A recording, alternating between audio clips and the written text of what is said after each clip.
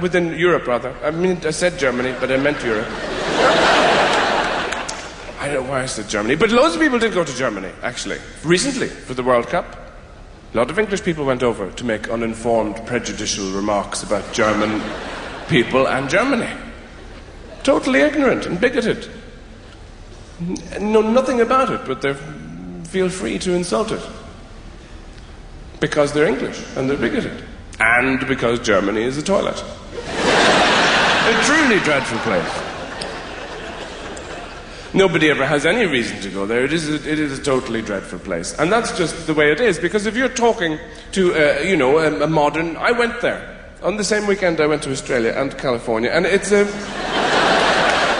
You see, the thing is, you're talking to a modern, nice, affable German person, and they're saying to you something like, well, it's a critical time now for Germany within Europe, also globally. Economically, we're pretty good, we have been better, but we're very vibrant in the theatre and arts and so on. All the time you listen to this, you're thinking, Hitler.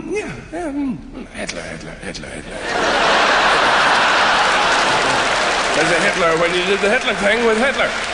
Hitler came out, Hitler.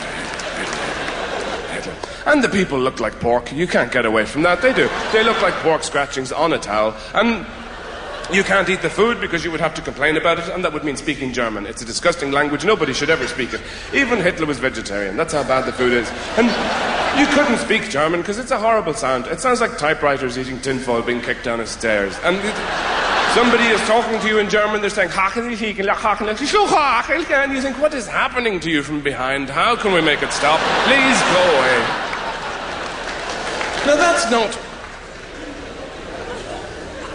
prejudice, that's just observation. And the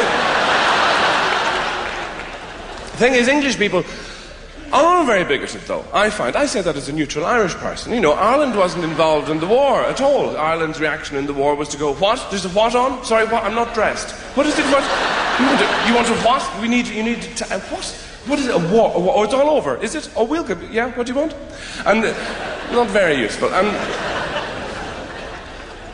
But English people are quite prejudiced, I think. Because I've noticed this recently, because I have lots of English friends who are very dear to me, and I realized recently, when you're talking to an English person and you're from elsewhere, they share with you. They do a lovely thing when they're talking to you. They impersonate you as they're talking to you. Somebody says to me, do you want another drink then? In that English voice that suggests they're just about to die at any moment. Do you want another drink? I would. I'd love another drink. That'd be great. That'd be grand. Thank you.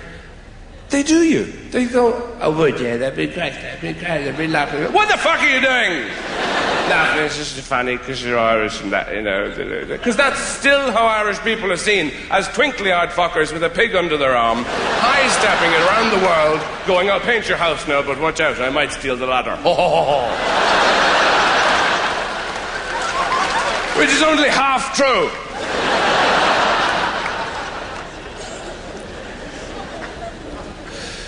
The thing is, though, that Irish people are just far more emotional. We include emotion in our culture. You're talking to an English person, you don't know if they've recently died or just got married. Because of that English smile. Hello, hello. Looks like you have a rotten oyster under your tongue. Hello, good morning, don't touch me, stay away. How are you? Hello. And either that, or when emotion does appear, it's violent. They come and play football with you and rip the shit out of the stadium and eat the chairs. Whereas somewhere like Ireland, it's more hot-blooded, there's drama included in the fabric of every day. It's there every moment. People wake up going, oh God! What time is it? It's 6 minutes to 9. Is it? I thought it was only 7 minutes to. We're all fucked. What's the weather like? Don't tell me, I can't bear to hear. I'll look myself. Ah! It's fierce mild. What are we having for breakfast? Are you going to do that thing again with the bread where you put it in the box and burn it? Whose trousers are these? Come on, we'll both try them at once and see who wins. It's just much more emotional at all times. For no real reason. And I think sometimes I'd love to be like you. Cool and calm and unemotional. Protestant, in short. It's a fantastic religion. It makes absolutely no demands upon you at all, which is why it's not a great religion. All great religions are built on shame. You don't have any of that if you're Protestant. You go to the church, you sing a few hymns, have a cup of tea, everybody goes home and has a wank. You see, you have the freedom of mind to walk into a room and see a plate of biscuits, say, and you look at them and you think, well, there's a plate of biscuits, I might have a biscuit, I might not, I might have one later. I might put it in my pocket and give it to somebody else. I don't really mind, it's just a biggie. It's not like that if you're Catholic. You walk in the room, you see the plate of biscuits, there could be other things going on in the room. The room could be on fire, it could be full of naked clowns killing each other with crossbows. This doesn't matter to you because all you see is the plate of biscuits. Because you think, oh no, I'm going to eat them. I know I am. I'm going to eat them. I'm going to eat them all. Oh no, I know I am. I'm even walking towards them. I wasn't aware of that, but I am now. I've actually started to eat the biscuits. Help me, help me. Oh, they're delicious. Oh, the shame, the shame, the shame. Oh, I can't tell which is nicer. The biscuit or the shame. It's a child's biscuit, that's perfect. I don't deserve a grown-up one with dark chocolate on it. Oh, they're so nice, now they're all gone. The shame, the shame. That's all I've got left. Nothing can make me feel better now, except cocaine. On and on and on. And yet, people still turn to Jesus. You will notice, though, that the kind of people who turn to Jesus tend to be the sort of people who haven't done that well with everybody else. Like the people who are here, for instance. They say to themselves, well, I can't get it right in this lifetime, but in the next life, it'll be right. In the spiritual afterlife. Which makes no sense at all, really.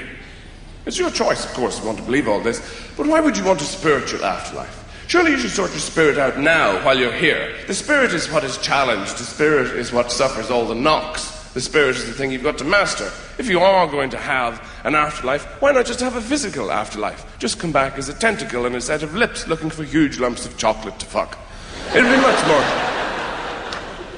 reasonable. Because the fact is you prop yourself up with your compulsions all the time. I'm quite a compulsive person. I only worked this out recently. I'm compulsive, but I'm also very indecisive. I don't know what I want, but I know that I want it now.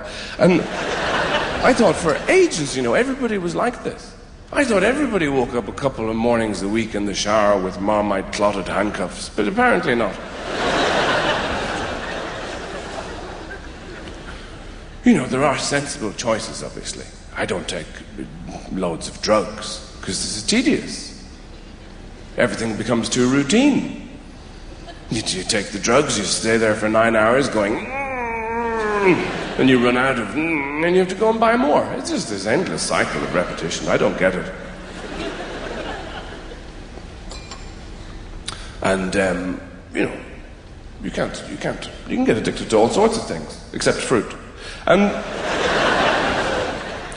But Jesus isn't a very good role model for children, I don't think. They'd be far better off with somebody who's less whiny. He did complain an awful lot, Jesus. Oh, nails, oh, vinegar. You're the Messiah. Get on with it. Would you stop? Batman is a far more useful role model for children. He was orphaned as well. He didn't moan about it. He went to Tibet and did press-ups and things with Bunsen burners and came back and put on the ears and got up on the roof ready for anything, dealing with his own personal issues. Jesus moaned all the time. You'll see this in the pictures.